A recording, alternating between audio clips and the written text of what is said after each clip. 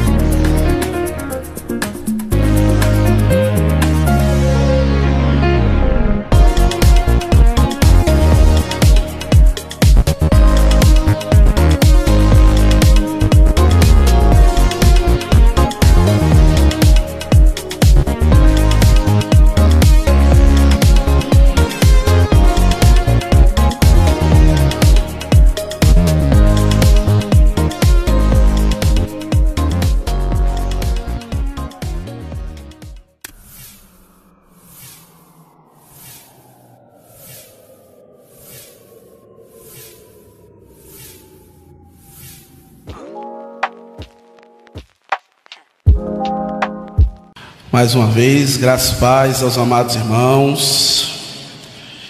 Deus continue falando aos nossos corações.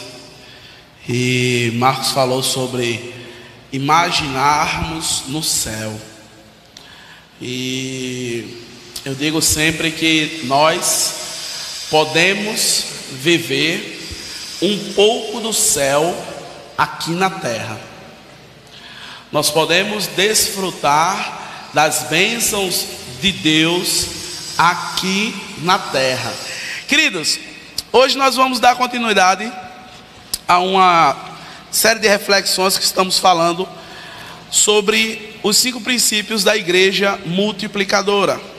O primeiro princípio que nós estudamos no domingo retrasado, alguém lembra? Oração. Segundo princípio, evangelização discipuladora. Terceiro princípio, plantação de igreja. Quarto princípio, formação de líderes. Quinto princípio, compaixão e graça. Eu disse tudinho sozinho, certo? Agora vamos ver se os amados aí repetem. Primeiro princípio, segundo, terceiro, quarto, quinto. Aonde está tudo isso, meu irmão? Na Bíblia, Elizabeth. Muito bem. Exatamente. Tá vendo? Marcos já lhe dá R$10, viu? Pela sua boa resposta. Exatamente na Bíblia, meu irmão. Ninguém aqui está inventando moda. Ninguém aqui está trazendo uma metodologia infalível. Não. Nós estamos voltando aos princípios.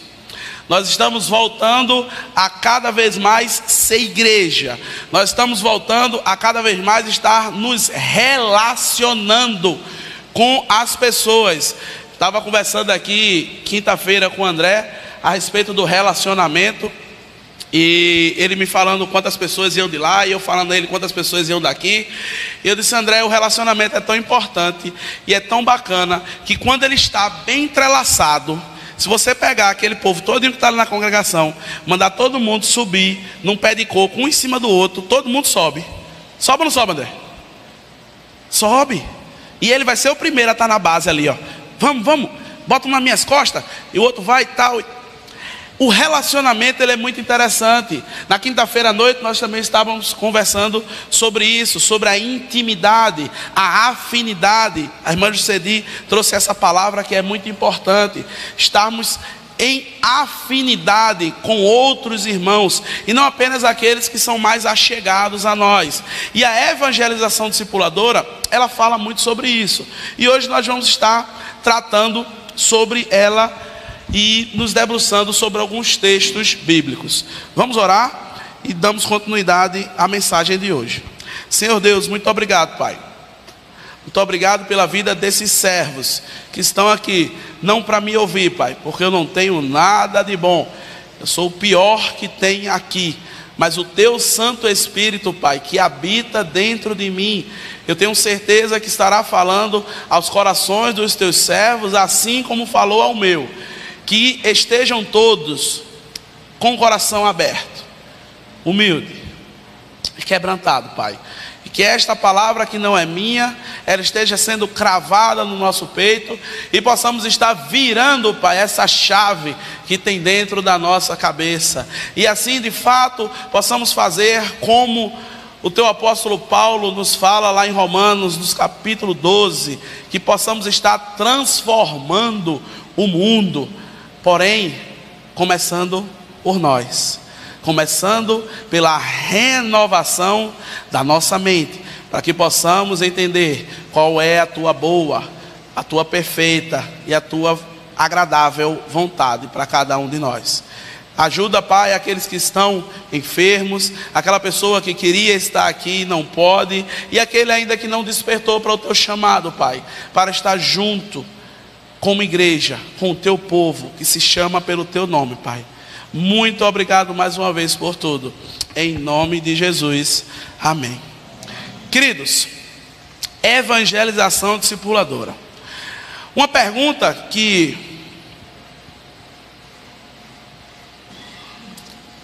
ela abre essa nossa mensagem de hoje, essa nossa conversa, esse nosso diálogo, é o seguinte: quem trouxe você a Cristo?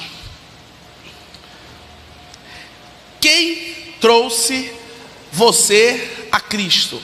Quem levou você a Cristo?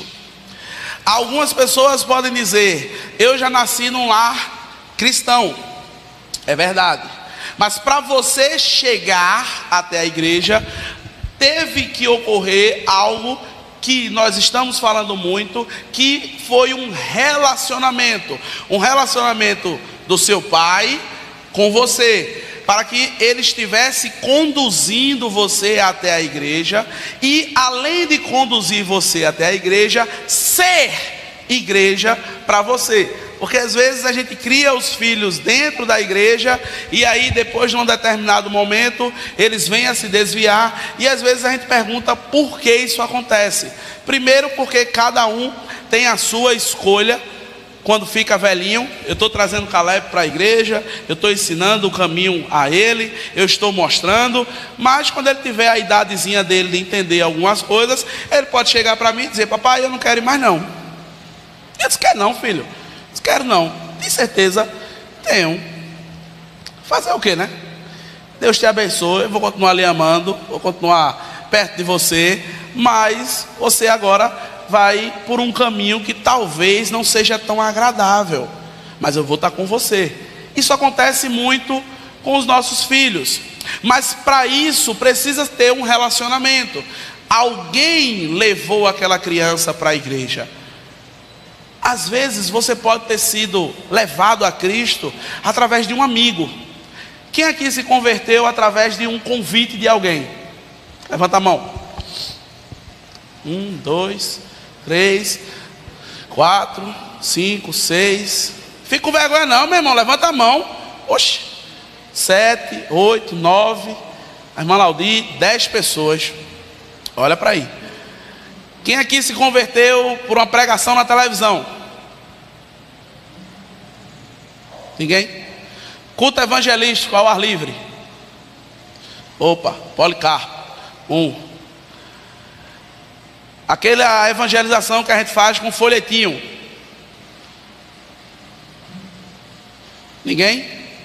Então, algo que pode fazer com que nós venhamos a refletir sobre a evangelização discipuladora é que a maioria das vezes que alguém é levado a Cristo, é porque outra pessoa se relacionou com ela, e através desse relacionamento, essa pessoa pode chegar a Cristo.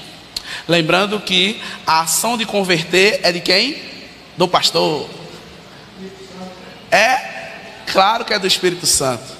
A ação de converter é o Espírito Santo, porque ele é quem convence o homem da justiça, do pecado e do juízo. E outra pergunta que nós podemos fazer é: nós chegamos a Cristo através de um relacionamento, e a começar de mim, quantas pessoas eu levei a Cristo através desse mesmo relacionamento? Essa é a pergunta chave da evangelização discipuladora. Quantas pessoas chegaram até Cristo através do seu relacionamento? Quantas pessoas você, através da sua dedicação, você guiou até Cristo? Porque para você vir, alguém teve que lhe trazer. E nesse momento fica essa reflexão. Queridos, evangelizar é uma ação de divulgar os ensinamentos contidos no Evangelho. É evangelização. Eu divulgo aquilo que está no Evangelho. Eu divulgo aquilo que está contido na palavra de Deus. Eu digo às pessoas aquilo que Deus diz na sua palavra. O discipular é a ação de seguir a Jesus e ensinar outros a seguir a Jesus. Evangelizar é falar, anunciar, dizer, proclamar a mensagem de Deus. Discipular é seguir a Cristo, mas também ensinar outras pessoas a seguirem. Você já imaginou se aquela pessoa que aprendeu a fazer esse instrumento, ela não tivesse ensinado a outras pessoas a fazer esse instrumento, ele estaria aqui hoje? Ele estaria aqui hoje, meus irmãos? A evangelização discipuladora, ela é muito importante. A evangelização discipuladora, ela é muito importante porque nós precisamos exercê-la, senão não vai ter instrumento mais. Quantos anjos Deus envia por dia, de lá dos céus, aqui para a terra, para evangelizar os seres humanos? Quantos? Espera aí, vamos contar devagar. Vamos lá. Quantos são?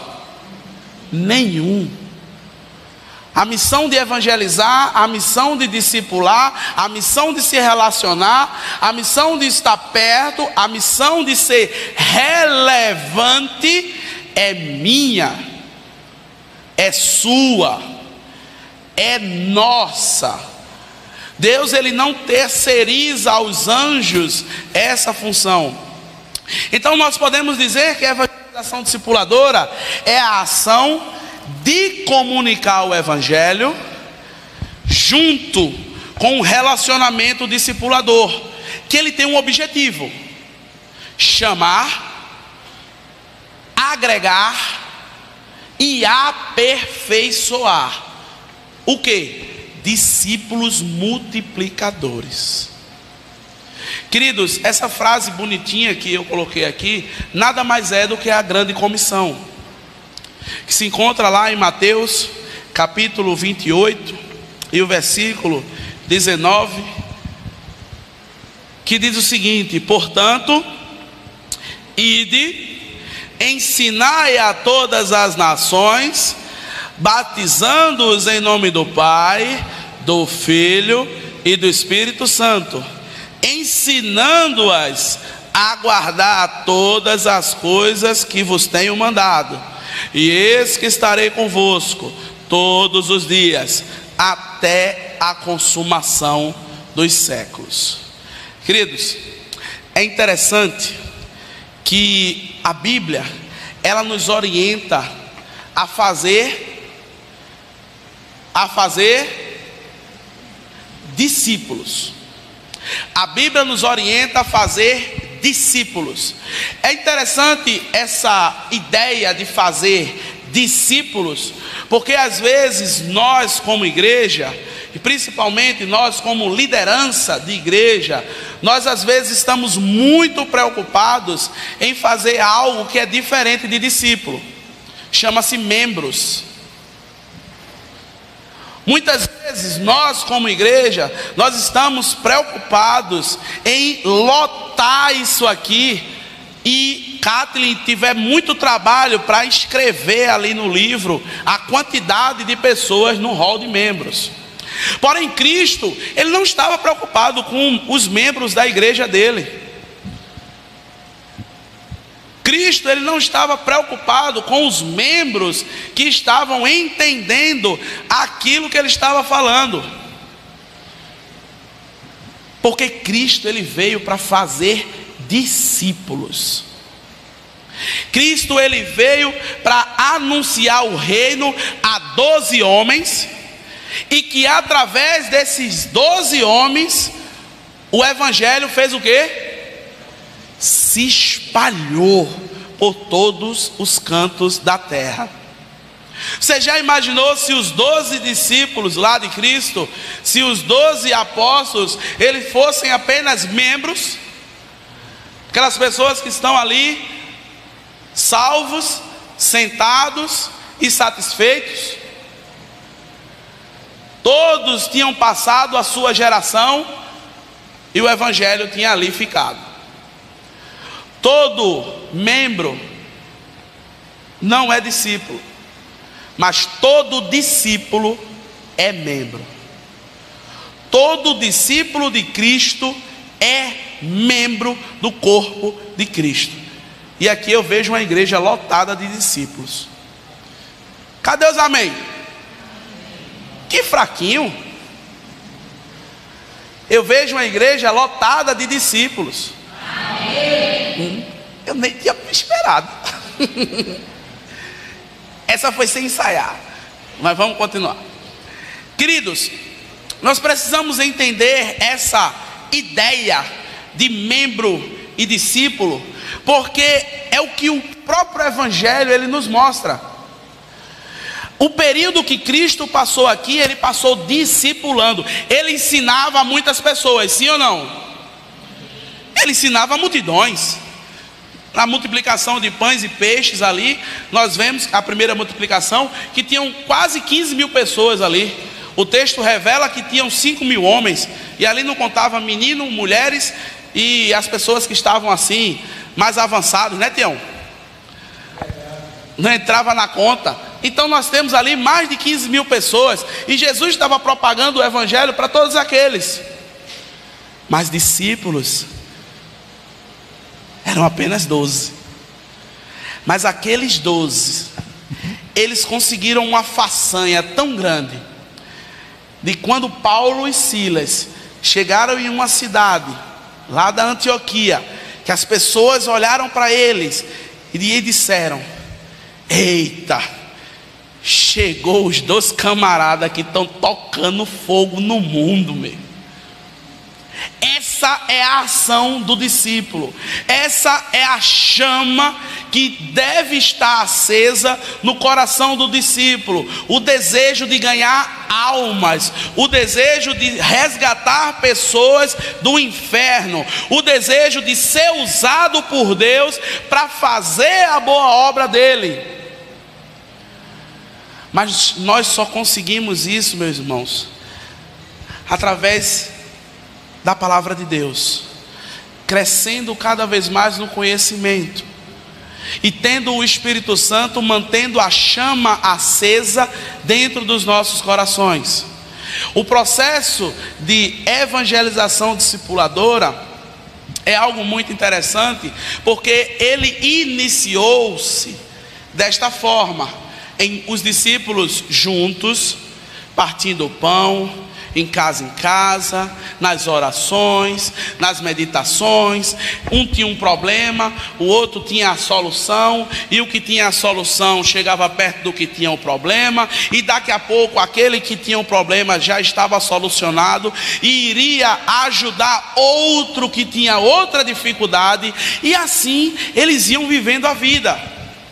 Porém, com o passar do tempo, a ação de evangelização discipuladora, ela foi dividida. Ela foi dividida em evangelismo para não crentes.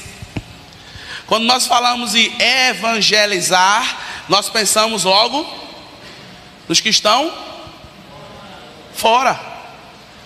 Nós pensamos nos que estão fora. Mas por vezes nós temos que evangelizar os que estão dentro. Por muitas vezes nós temos que trabalhar no coração daqueles que estão dentro. E não é culpa dos que estão dentro. Nós falamos muito isso no encontro Ir e Multiplicar, que por vezes nós aprendemos dessa forma. Existe uma história que um homem trabalhava numa ferrovia e ele tinha uma função. Qual era a função dele? Pegar uma marreta e toda tarde ir bater nas rodas dos trens. E aí ele batia. Ele passou 30 anos batendo nas rodas dos trens. E aí teve um dia que ele estava perto de se aposentar e contrataram uma pessoa para ficar com ele. E aí no primeiro dia, quando ele começou a bater, o cara que estava com ele disse assim: o senhor está batendo aí por quê? Por que isso que está acontecendo? Aí ele disse: já vi que você não vai dar para o serviço. Aí o cara fez: por quê? Ele disse: eu estou há 30 anos aqui batendo, nunca perguntei. Tu chegou o primeiro dia, já está perguntando. Veja que situação interessante. Às vezes nós só vamos fazendo aquilo que vai ser-nos comunicado. A gente vai fazendo, e aí às vezes a gente passa 10, 15, 20 anos fazendo às vezes a mesma coisa, que está um pouco distante daquilo que Jesus pediu para nós fazermos, que foi fazer discípulos. Essa é uma realidade da igreja mundial. Não é a mundial do poder, não vou nem falar. Não é aquela mundial não, tá? É a igreja mundial. É a igreja de Cristo. O povo que se chama pelo nome dele. Nós dividimos a evangelização discipuladora em evangelismo para não crentes, discipulado para quem? Os novos crentes. Os novos crentes, ou aqueles que vão se batizar ali, que se decidiram. O discipulado para os novos crentes. E o treinamento para os crentes mais maduros. Isso são feitos através de ministérios, de reuniões, ministério de evangelismo.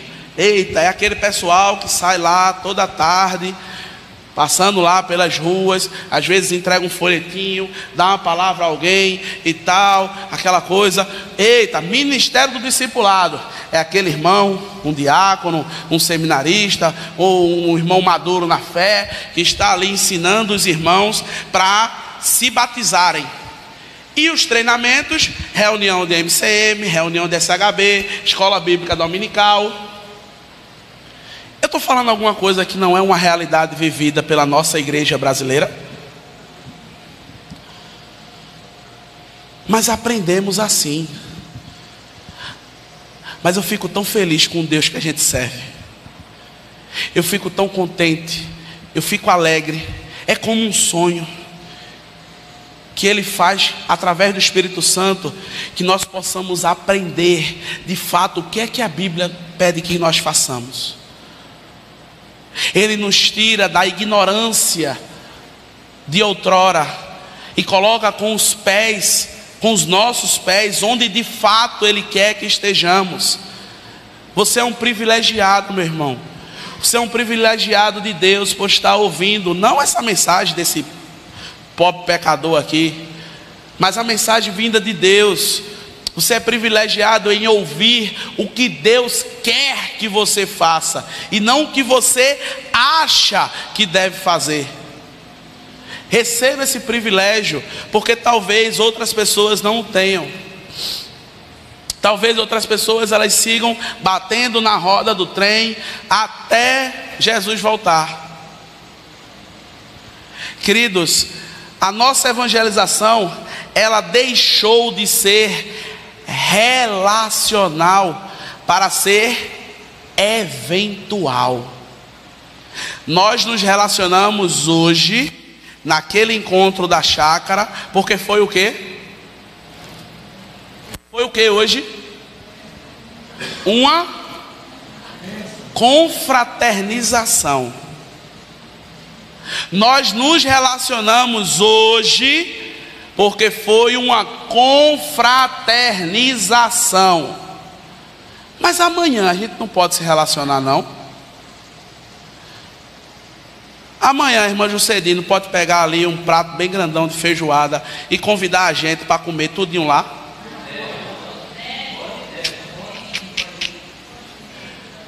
Mas aí na terça-feira o irmão Orandi também pode fazer um empadão ali bem recheadinho. Não é verdade? Mas José está rindo demais. André pode fazer aquele cuscuzinho. É verdade? Aquele pitelzinho, massa. Meus irmãos, o evangelismo, infelizmente, ele passou a ser eventual.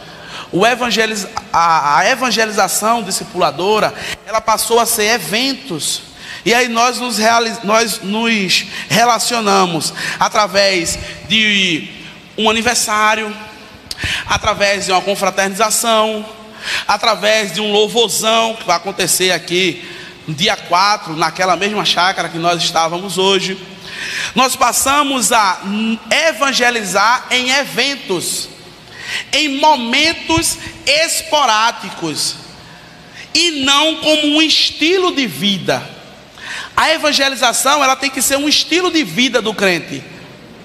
Eu acho tão bonito, e é uma particularidade dele, dessa pessoa que eu vou falar. Marcos falou o nome dele e eu lembrei. O irmão Luiz Carlos é um irmão da igreja de Cruz de Rebouças. E o irmão Luiz Carlos, ele tem uma particularidade bem interessante quando se fala em evangelização. Cada um aqui tem um método diferente. Cada um aqui tem uma forma de anunciar Cristo diferente. A forma de Tiago não vai ser a minha forma. A forma da irmã Iracema não vai ser a forma de Juan, que não vai ser a forma de Lídia, que não vai ser a forma de Elizabeth. Mas todos precisam saber que devem anunciar, que devem evangelizar. Na situação do irmão Luizinho é interessante, porque eu estava num posto de saúde, lá na frente, ali onde o irmão Maurício está, e eu escutei uma voz, tititi, Jesus, não sei o que, Aí daqui a pouco eu escutei a voz do lado de cá, tititi, depois escutei a voz do lado de lá, depois escutei a voz do lado, e a voz foi se aproximando e eu me virei, era o irmão Luizinho, que tinha vindo de lá do começo do posto São Lucas até o final, falando de Jesus para as pessoas. Mas não é falando de Jesus gritando, não é falando de Jesus sendo chato, não é falando de Jesus dizendo que as pessoas vão para o inferno. É conversando, é contando o que Jesus fez na vida dele. Ele encontrava um e dizia: mas rapaz, Jesus é muito bom, e eu tive um livramento e não sei o que. Aí daqui a pouco começava a falar com o outro, e aí ia conversando. Isso é maravilhoso. É a forma dele. Eu não me vejo evangelizando daquela forma. Eu não consigo. E é que eu já tentei. Mas às vezes eu vejo a pessoa assim, eu fico meio que travado. Às vezes fica meio que, sei lá, eu falo, eu não falo. Tem pessoas que sentam do lado de você no ônibus, e se a viagem for daqui para o Recife, tiver 1 hora, ela conta a vida dela em 1 hora para você. Conta ou não conta? Alguém já teve uma experiência assim? sentar do lado de alguém e tananã, tananã, tananã, tananã, tananã. Isso é porque você não dá muita atenção. Porque se você der, capaz de fazer o retorno e você não perceber. Então, queridos, o ato de evangelizar, ele não pode ser eventual. Ele não pode ser de momentos. Nós precisamos entender que o ato de evangelizar e de fazer discípulos não são mais uma atividade da igreja. O ato de evangelizar e de fazer discípulos não é mais uma atividade que acontece na igreja. O que nós estamos trabalhando aqui no ID multiplicado da quinta-feira não é mais uma atividade da igreja. É sim o fim que a igreja deve ter em si, que é fazer discípulos. O ato de evangelizar não é mais uma atividade, ela é a atividade. Ela é a atividade fim do crente, evangelizar e discipular. Através disso, os eventos acontecem, os louvorzões acontecem, as reuniões acontecem, as saídas acontecem. Mas nós precisamos entender que o primeiro ato não são as organizações, não são as estruturas e atividades que ocorrem aqui. O primeiro ato é o ato de fazer discípulos. E que infelizmente isso foi outorgado, isso foi entregue, isso foi pré-estabelecido para algumas pessoas, os diáconos, os pastores e os líderes da igreja. A ação de evangelizar e discipular, ela foi transferida de todo esse povo que está aqui para mim. Vai dar errado. Vai dar errado. Eu só sou um. Um período desse atrás, eu estava falando com alguns irmãos sobre a importância da visitação. E eu fiz uma conta de padaria bem breve. Eu disse: imaginemos que nós temos cerca de 70 pessoas na igreja, 60 pessoas na igreja, e eu todo dia vá visitar uma pessoa. Se nós temos 60, eu vou hoje na casa de Marcos e vou voltar na casa de Marcos depois de 60 dias, 2 meses. Marcos tiver algum problema, ele morre, eu vou saber depois de 2 meses. Mas já imaginou se todo mundo aqui visitasse todo mundo? Ficava mais fácil, não ficava? A comunicação ia ser mais fácil, o ato de se relacionar ia ser mais fácil. Mas porque o ministério de visitação tem que ser um grupo restrito, e não os membros, os discípulos entenderem que necessitam fazer isso. Nós temos uma lembrancinha que nós entregamos ali aos irmãos que estão nos visitando. Geralmente é uma canetinha e um cartãozinho. E aí, quando estava conversando com algumas pessoas sobre fazer essa situação, aí surgiu a ideia: vamos fazer o seguinte, vamos colocar 2 pessoas, e essas 2 pessoas vão ficar responsáveis por essa ação de pegar as lembrancinhas e entregar. Aí eu disse: não. O irmão Tiago, nessa posição que ele está aí, dá uma olhada assim, Tiago, para trás. Tu consegue saber quem é visitante e quem não é, né? Consegue. O irmão Tiago, ele pode pegar a lembrancinha e dizer: olha, foi Jesus que mandou aqui para você, Deus te abençoe, volte sempre. Pode fazer isso ou não pode?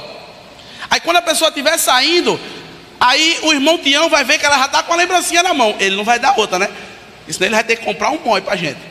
Mas ele vai dizer: meu irmão, Deus lhe abençoe, viu? Obrigado por nos visitar. a porta aqui está aberta, volte sempre.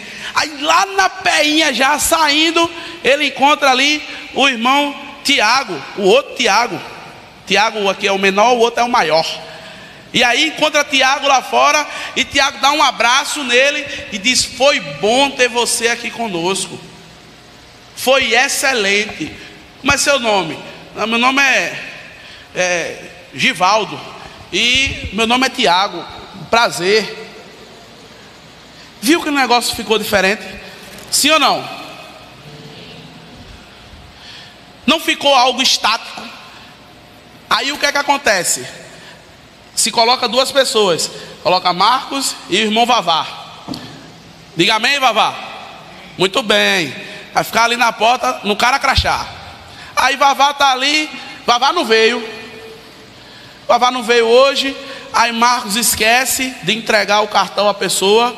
Aí a pessoa está saindo ali. Aí Tiago está aqui. Eita, poxa, o visitante vai embora e Marcos não entregou o cartãozinho dele. Ô meu irmão, se levanta onde você está. Vamos fazer a obra junto. Vamos evangelizar junto. Vamos discipular junto. Vamos orar junto. Vamos ler a palavra junto. Vamos crescer junto. Porque isso é igreja. Igreja é a comunhão dos santos, com o fim de glorificar a Deus. Isso é igreja. Igreja não é cada um no seu quadrado, cada um num quadradozinho desse aqui, não. Nós precisamos voltar ao início de tudo, para podermos encontrarmos com Cristo. Tão linda essa música. Rever os nossos conceitos, os nossos valores e reconstruir. É necessário, meu irmão. É necessário. Existem, meus amados, 3 barreiras que nos impedem de fato estarmos estabelecendo um relacionamento discipulador. A primeira barreira, às vezes, é a falta de exemplo. Às vezes a falta de exemplo, a começar em mim, impede que eu me relacione com outras pessoas e possa assim evangelizá-las. Porque eu vou chegar para Juan em determinado momento, e aí eu vou falar sobre Deus para Juan, ou eu vou falar sobre Cristo para Juan, e aí eu convido o Juan para vir para a igreja, e aí quando o Juan vem, eu não venho.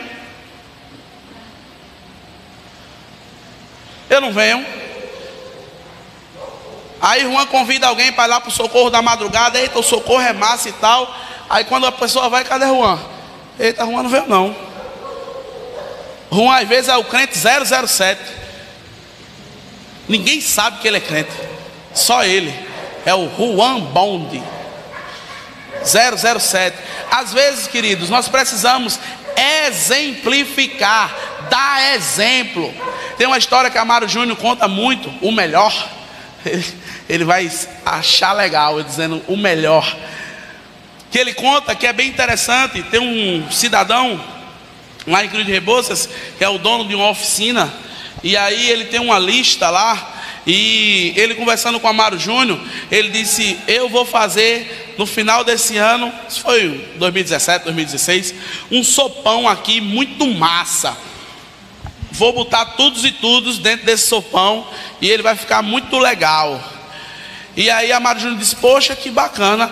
Aí ele disse: mas só tem uma coisa, só vou dar a crente. Aí Amaro Júnior disse: por quê? Ele disse: porque eu vou botar veneno dentro. Aí Amaro Júnior na hora olhou assim e disse: misericórdia. Ele disse: por quê? Aí ele trouxe um livro. Tinha uma Bíblia bem grande aqui, não tem mais não. Ele trouxe um livro desse tamanho assim, ó, e jogou assim, ó. Aí Amaro Júnior disse: o que é isso? Ele disse: abre aí. Quando ele abriu, o nome, só tinha nome de crente. Era os veacos, pior que tinha em Cruz de Rebouças. Comprava e não pagava. Isso é exemplo de crente? Isso é exemplo de crente? Queridos, nós precisamos dar exemplo.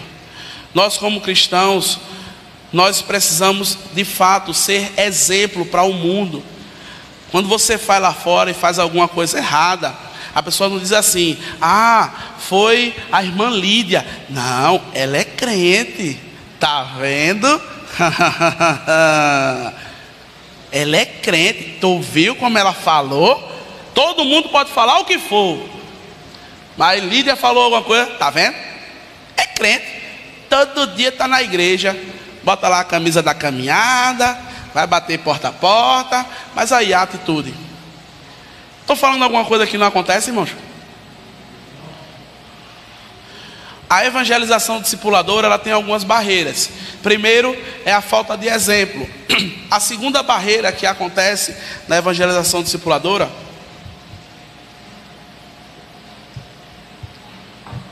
que é uma interpretação errada do Salmo 1. O Salmo 1 diz que bem-aventurado o varão que não anda no conselho do ímpio, não se detém no caminho dos pecadores, nem se assenta na roda dos escarnecedores.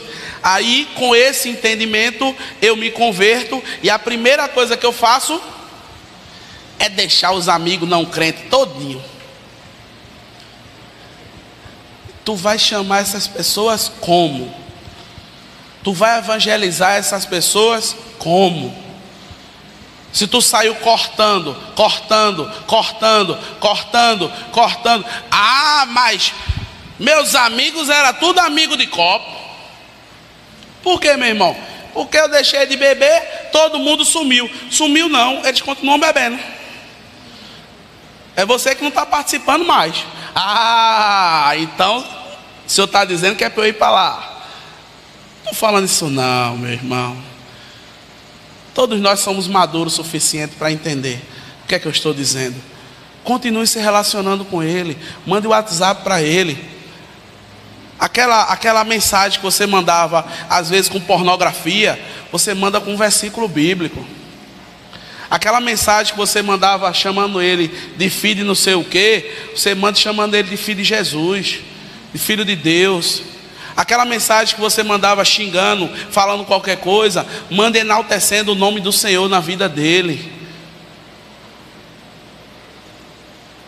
Às vezes nós colocamos barreiras que impedem com que nós venhamos a trabalhar na vida de outros. Não, mas são escarnecedores. Quantas vezes eu não escutei isso lá na congregação, onde era antigamente, onde André está indo lá nesse momento, está sendo pastor de lá. Quantas vezes eu não escutei quando eu sentava lá no meio do bar? Eu ficava no meio do barzinho lá. Jogando dominó no meio do bar. Quantas pessoas não chegaram para mim, esse bicho está doido. Quantas pessoas não chegaram para o pastor Júnior, falando, o seminarista que tu botou lá está dentro do bar. Botasse lá para converter o povo, para evangelizar, ele está dentro do bar jogando dominó com o povo. Quantas pessoas não chegaram? E hoje, para a honra e glória do Senhor, a sementezinha foi plantada, André está regando, está adubando, e quem vai dar o crescimento? Quem vai dar o crescimento? Deus, meu irmão. Por quê? Porque a gente precisa ser exemplo, porque a gente precisa estar, às vezes, em ambientes que não tem pessoas crentes. É algo interessante que às vezes os cristãos eles só se reúnem com crentes, e às vezes a gente deixa de se reunir com pessoas que estão precisando da palavra de Deus. Então nós temos a primeira barreira, que é a falta de exemplo. A segunda barreira, que é deixarmos os relacionamentos de não crentes afastados. E a terceira barreira é que a gente não aproveita os que tem. Todos aqui têm um relacionamento, pelo menos de olho a olho, com todos. Sim ou não? Sim ou não? Temos aproveitado esse relacionamento? Temos aproveitado esse relacionamento? Temos? Que bom. O irmão João disse que tem. Isso é bom. Isso é maravilhoso. Isso é maravilhoso. Quando todos visitam a nossa casa, quando todos se relacionam conosco, quando todos podem estar em comunhão conosco, isso é muito bom. Isso é muito bom. Que todos nós possamos fazer isso também. Isso é maravilhoso, meus irmãos. Temos que aproveitar os nossos relacionamentos. Essas são as 3 barreiras que impedem o discipulado e o evangelismo. Infelizmente, temos muito a trabalhar. Ou melhor, felizmente. Graças a Deus que o Espírito Santo está falando aos nossos corações. Dando continuidade, nós podemos trabalhar de algumas formas. Como evangelizar de forma discipuladora? Lembrando, meus irmãos, que o que eu vou falar agora não é uma panaceia, não é um remédio milagroso, não é algo que você vá fazer e vá acontecer o que você está querendo. Porque quem converte aquele que você está tentando discipular não é você, é o Espírito Santo de Deus. Todo mundo lembra desse cartãozinho? Sim? Todo mundo lembra? Todo dia você está orando pelas 6 pessoas desse cartão? Não responda não. Responda não, que às vezes não é bom não. Você está orando por essas 6 pessoas todos os dias desse cartão?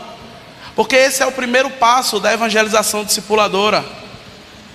O primeiro passo da evangelização discipuladora é escrever o nome de pessoas nisso aqui ou em qualquer papel. Porque se você não escrever, você esquece. Se você não escrever e não pegar esse papelzinho na hora de orar, você esquece. Se você quiser a prova, faça o seguinte: não pega o cartãozinho não. E quando você for orar na semana, aí quando for a semana que vem, você me diz. 1 Tessalonicenses capítulo 5, versículo 17, diz que precisamos orar sem cessar. Se de fato queremos estabelecer uma evangelização discipuladora, devemos estar orando incansavelmente pelas pessoas que desejamos evangelizar e discipular. O pastor Júnior pregou aqui domingo passado e ele citou o exemplo de uma irmã que orou mais de 50 anos para que o esposo dela se convertesse. Essa irmã é tia de Williane. O esposo dela foi alvo de oração durante mais de 50 anos, incansavelmente. Todos os lugares que a irmã Zefinha ia, ela dizia, ela fala que nem o irmão Nivaldo fala: ore pelo meu garoto, me ajude com o meu garoto, esteja orando comigo com o meu garoto. E é interessante que Deus salvou o garoto dela. O Espírito Santo converteu aquela alma. Infelizmente, ele passou apenas uma semana depois que se converteu junto com ela. Mas ela viu a bênção de Deus, ela viu a glória de Deus, ela viu o milagre acontecer. Muitas vezes talvez você esteja orando já faz 1 ano, 2, 3, 5, 10 e nada acontece. Permaneça orando, permaneça colocando o seu joelho no chão todos os dias, sem cessar, incansavelmente. Porque a Bíblia diz que a oração do justo, ela pode muito em seus efeitos. A primeira ação para uma evangelização discipuladora é orar pelas pessoas que você quer atingir. O segundo passo, assim que você começar a orar pelaquela pessoa ou pelas pessoas, diga a cada uma delas que está orando por ela. Diga a cada uma delas que você está dedicando tempo para apresentar ela e a família dela em oração a Deus. 1 Tessalonicenses capítulo 1, versículo 10, Paulo diz: sempre damos graças a Deus por todos vós, fazendo menção de vós em nossas orações. Meus amados, você não sabe como é importante alguém chegar e dizer: eu estou orando por você, eu tenho dobrado os meus joelhos e tenho apresentado você em minhas orações. Quer me dar um presente? Não precisa comprar nada para mim não. ore por mim. Ore por mim. Se todas as pessoas que estão aqui orarem por mim, ninguém precisa me dar presente não, porque Deus ele já vai dar. Eu tenho certeza disso. A oração, meu irmão, é um dos maiores presentes, ou o maior presente que alguém pode receber, porque é dedicação de tempo, é dedicação de intensidade, é dedicação de vida. Aquele momento que você passa ali de joelhos, apresentando alguém a Deus. Uma evangelização discipuladora, ela começa anotando e orando o nome, orando pelas pessoas que estão ali. Em segundo lugar, nós devemos dizer àquelas pessoas que estamos orando por ela. Terceiro passo, depois de algum tempo orando pelaquela pessoa, o Espírito Santo ele vai abrir brechas, ele vai abrir momentos, ele vai abrir situações para que você possa estar perguntando à pessoa: você tem alguma coisa que queira pedir oração? Todo mundo aqui tem pedido de oração, sim ou não? Sim ou não? Todo mundo tem pedido de oração mesmo. Todo mundo. Ou seja, muitas vezes a gente chega pedindo oração, não é? Não é assim? Meu irmão, ore por mim por causa disso, ore por mim por causa disso. Você já parou para pensar que dificilmente chega algumas pessoas e dizem: Marco, tu tem algum pedido de oração para eu colocar nas minhas orações hoje à noite? Juan, tu tem algum pedido de oração para que eu possa estar orando por você? Que eu possa estar somando as minhas orações? Maria Joselma, tem algum pedido que eu possa estar apresentando a Deus? Isso às vezes a gente não escuta. Isso às vezes passa longe. Às vezes quando a gente faz isso, a pessoa olha até assim diferente. Oxi, como assim? Eu nunca vi isso não. Isso é evangelização discipuladora. É eu me importar com as outras pessoas. Primeiro, anote o nome daqueles que você quer alcançar. Ore por eles incansavelmente. Segundo, avise, anuncie, diga a ele que está orando. Terceiro, depois de algum tempo, pergunte se eles precisam de oração. Quarto passo, deixe o Espírito Santo guiar esse processo. E convide essa pessoa para um momento de comunhão. Sabe aquela pessoa que você anotou o nome dela? Tem 6, não é? Não é isso? São 6 pessoas, né? Deixa o Espírito Santo guiar esse processo. Mas depois de um tempo, chama ela para tomar um açaí. Compra o açaí de Jennifer, tá? Chame ela para tomar um sorvete, para ir no cinema, para ir numa praia, para visitar a sua casa, para um jantar. Convide essa pessoa para ter um relacionamento pessoal com você. Porque se você continuar distante dela, vai ser difícil ela chegar. Ore, avise, peça oração pela pessoa. Convide ela para estar com você em algum momento da sua vida. Quinto, a partir daí, meus irmãos, o Espírito Santo vai trabalhando, vai quebrantando, e aí vai chegar o momento de você dizer: vamos lá, numa reunião que a gente tem lá na igreja, numa quinta-feira, num sábado, num domingo, num PG aqui na minha casa. Em nome de Jesus, no ano que vem a gente vai estar dando início aos nossos PGMs, os nossos pequenos grupos multiplicadores, e vai ser um momento interessante para que os irmãos possam estar colocando em prática tudo isso que tem aprendido. Convide essa pessoa. Só que tem uma coisa interessante, que é o 7º passo. Se essa pessoa não quiser ir, não desista dela não. Continue orando. Sabe por quê? 1 Coríntios 15, versículo 58, diz o seguinte: sede firmes e constantes, sempre abundantes na obra do Senhor, sabendo que não é vão o seu trabalho. A sua oração não foi em vão. O seu trabalho não foi em vão.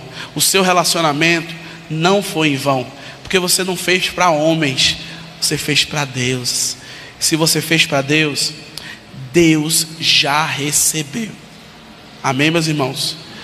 Que a gente possa fazer a oração a Deus, pedindo que Ele esteja nos ajudando cada vez mais a estarmos evangelizando e discipulando pessoas para o reino. Que cada vez mais o reino ele venha a crescer e o nosso nome ele venha a diminuir. Que esse evangelismo ele não seja apenas eventual, que ele seja cada vez mais presencial, relacional, e cada vez mais eu tenha desejo de estar perto dos meus irmãos. E nesse momento o grupo de louvor vai estar se aproximando, e nós vamos ter a oportunidade de dizer a Deus que queremos nos apresentar. Queremos nesse momento, depois de ter ouvido o Espírito Santo falar, apresentar cada um os seus corações a Deus, ofertando os nossos louvores, estando assim nos derramando aos seus pés. Meus irmãos, o Senhor conhece os que são seus. Ele conhece o coração de cada um que está aqui nesse momento. Ele sabe o desejo que está no mais íntimo do seu ser. Mas Ele também quer que você esteja cada vez mais fazendo a vontade dEle, buscando a Ele em espírito e em verdade, e trabalhando a evangelização discipuladora nos seus relacionamentos. Muito obrigado, Pai. Muito obrigado por esse dia tão grandioso, Pai. Dia em que podemos estar juntos como igreja, Pai, cada vez mais nos alegrando, nos regozijando em Ti. Que esse momento não seja único, Pai. Que esse momento não seja um evento apenas. Que ele seja relacional. Que ele possa continuar, Pai. Sabemos das dificuldades diárias, Pai, que existem para cada um dos Teus servos que aqui se encontram. Mas sabemos também que o desejo de Te servir, ele tem que ser grande em nossos corações. Que possamos estar cada vez mais felizes por estar servindo ao Deus Todo-Poderoso, Criador do céu e da terra. Cristo, nos leva para casa em paz, da mesma forma que o Senhor nos trouxe. Abençoa essa pessoa que está acompanhando essa transmissão através desse equipamento de mídia, e também aquela que ainda irá acompanhar, Pai. E possamos estar cada vez mais orando e nos relacionando, evangelizando e discipulando, para que o Teu reino cresça. Porque o reino é Teu, não é meu. A igreja é Tua, não é minha. O povo é Teu e não é meu, Pai. Em nome de Jesus, que isso esteja cravado nos nossos corações. Muito obrigado por todos os livramentos que o Senhor concede a cada um dos Teus servos, aquele que vimos e principalmente aquele que não vimos. Obrigado pela nossa saúde, pela saúde dos nossos familiares. Tem misericórdia daquele que está enfermo, Pai. Que o Teu Santo Espírito esteja visitando cada lar de cada pessoa enferma, e que nesse momento Ele esteja derramando o bálsamo, Pai, o refrigério, a cura, Pai, para cada uma dessas pessoas, e que elas sintam o Teu abraço caloroso e saibam que é o Senhor que está do lado delas, Pai. Assim também faz com aqueles que estão enlutados, aqueles que choram por um ente que partiu, que o Senhor esteja abraçando-os, confortando, Pai, e que as memórias que estejam em suas mentes sejam aquelas boas e agradáveis, Pai. Que o Teu nome cresça e o nosso nome venha sempre a diminuir, hoje e para todo sempre. Amém.